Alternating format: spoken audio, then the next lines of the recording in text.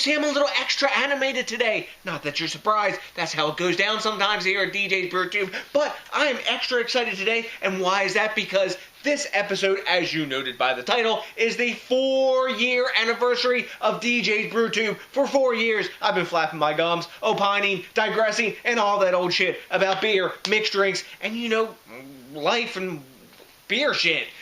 And you guys have continued to watch, sub up, rate, comment, smashing the like button, all that shit that makes DJs BrewTube happen. And before I get into anything about beer, I gotta give you a big thank you. I also gotta give a big thank you to my good buddies Johnny The Stunt Drinker, Fedleap the Foreigner, and UBT, who join me for these beer reviews every once in a while, especially Johnny The Stunt Drinker, who's done a lot of service with me, pouring beers down his neck and taking them for the team. Right, Johnny? Yeah? Is that how it goes? Anyways, so to celebrate, I need beer, I can't even speak. To celebrate this momentous occasion, we're going to have a big beer today, because if you've watched DJs BrewTube, you know one of the resounding tones of DJs BrewTube is we like to drink big old boozy beers around here. Hell yes. And what beer are we going to have today to celebrate 4 years of DJs BrewTube? We're going to have one from the brewery out of Placentia, California, US of A. Yay, yay. And what beer is that? It's the 2012 vintage of Smoking Wood.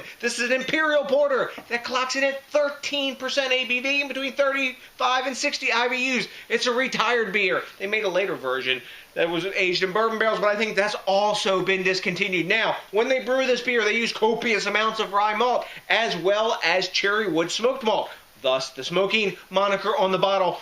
And it is also aged 100% in rye whiskey barrels. I don't know how long they age it, but I guess an awesome amount of time. So, it's time to, without further ado, give you yet again another heartfelt thank you for staying with us here at DJs BrewTube for 4 big years. It's time to pop the top on the brewery's 2012 vintage of Smoking Wood, get it in the snapper, and tell you what's up with this bad boy. Hell yes. Big hiss off the top, obsessively collectible brewery crown. Put it over here. Damn, I can already smell the smoke and the bourbon blasting off the top of this. And if you guys have watched enough DJs BrewTube, you know that, I guess, imperial style smoked beers, real big hoppy beers, and barrel-aged beers, especially big malt-forward ones like this one probably will be, are pretty much my favorite thing when it comes to drinking beer. I really, really dig hoppy beers. I'm down with them. I give them hundreds, but when you get down to it, I'm a malt maniac, especially when it's barrel-aged, and if it's got smoked malt in there too, and I love me some craft beers, especially ones like from Ica, oh, God, I can't even speak anymore. I need some beer. Fuck that. Hell yes. Here we go. I wonder if we'll coax a head out of this bad boy. 4 years in the cellar? Who knows? Hell yes. Look at that. I'm happy already. Let's see what's up with the appearance. It is black as pitch. There is no light coming through here. It is dark as an Imperial Stout. At 13%, the line between Imperial Porter and Imperial Stout are very blurred. The only thing that usually, I guess, defines them for me is probably mouthfeel between the two. We have a half finger of super tightly packed, fairly quickly dissipating bubbles. It was about a finger before. When I swirl it, there's tons of alcohol curtains. And I mean alcohol curtains coating the inside of this glass. But that's a really lovely cocoa-colored head. A little soap sudsy now, the bubbles as they dissipate, but man, that is gorgeous. And we might get a little glass lacing. Who knows? Who cares if it tastes awesome? I can do without glass lacing. I can't drink that. Well, I can try. I can do a little Kentucky dishwasher like we did way in the back, Anyways, let's see what's up with the aroma. Wow. Right off the bat, rye whiskey and nice, sweet, very sweet smoke. My faux pas of saying Exschlenke Ica, which is the oaked version, actually is very adept with this beer. Maybe I had the psychotic connection with this beer. No, not psychics. I mean psychotic. This is a drinking channel, guys. Come on. Anyways, it smells a lot like a bourbon barrel aged version of Exschlenke Ica because it's got that sweet, less meaty smoke. Wow, campfire-y type smoke. A lot of layers of aroma in this too. Tobacco, a bit of leather. This smells, in some ways, too, as I dig into it, almost like a maybe a smoky version, in some ways, of Parabola. Because of the layers of flavor, there's a little bit of coconut in there from the barrel, I assume. Vanilla, toffee. dark chocolate, coffee, bit of fudginess. And that resounding spicy rye whiskey tone is interwoven with the sweet cherry wood smoke. This smells like a big bourbon barrel aged imperial stout. Not a porter. But you know what? Whatever they're calling it, I'm not sure. The aroma is lovely, not a hint of alcohol. I'm diving in, guys. Cheers. Thanks for 4 years. Going in.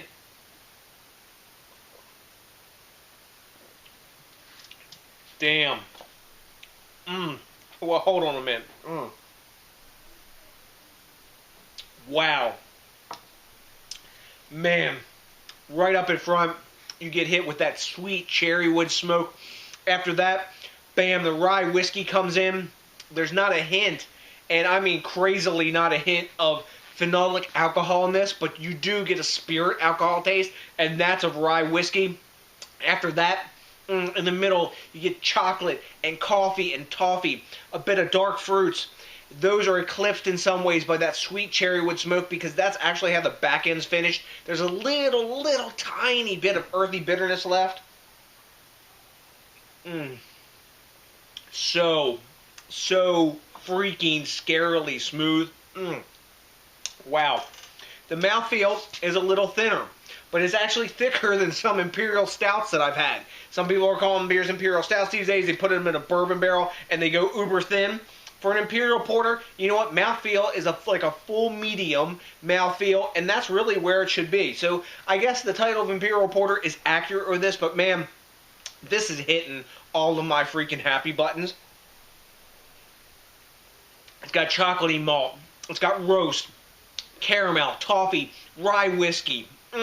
Man, just layered and piled on top of each other. And then that's all tied together with that like freaking delicious cherry wood smoke. Damn, this is dangerously easy to drink. At 13%, I'm not getting it. Now, if you're a newbie drinker and you're not into drinking big boozy beers, you know what? You would detect more alcohol, I suspect, in this than I'm detecting. My palate's used to it, it's accustomed to it, and I think also less sensitive to booziness in beer. But the time in the cellar has mellowed this out, and man, the harmony that's in there between the smokiness in there, and it's a delicious beer. This is the next best smoky beer that I've had to beers from Exlenkele. Exlenkele is my bar for smoked beers, and I still believe they make the best smoked beers. I mean, we've been making Hockbeer since the 1200s. You know what you're fucking doing. But this beer is so well made for a smoked beer. Dangerously, I can't emphasize enough, dangerously easy to drink. Wow. You hear I'm fucking geeking out about this, man. It's got smoke, booze, chocolatey flavored coffee notes, big malt up in my grill. Yeah. Anyway, so what do we grade a beer like this? Great Beer gives it a 99. Bam! A+. Beer Advocate gives it a 91. Untapped is giving it A-. Untapped is giving it 4.04 caps, to be exact. So that's like, I guess, into the A range. I'm going with a fucking 99 on this, too. This, for me, is an A+. When I love smoked beer. I love big, up in your grill imperial beers, and I love barrel aging, and this is hitting all the notes. I don't know how this was fresh.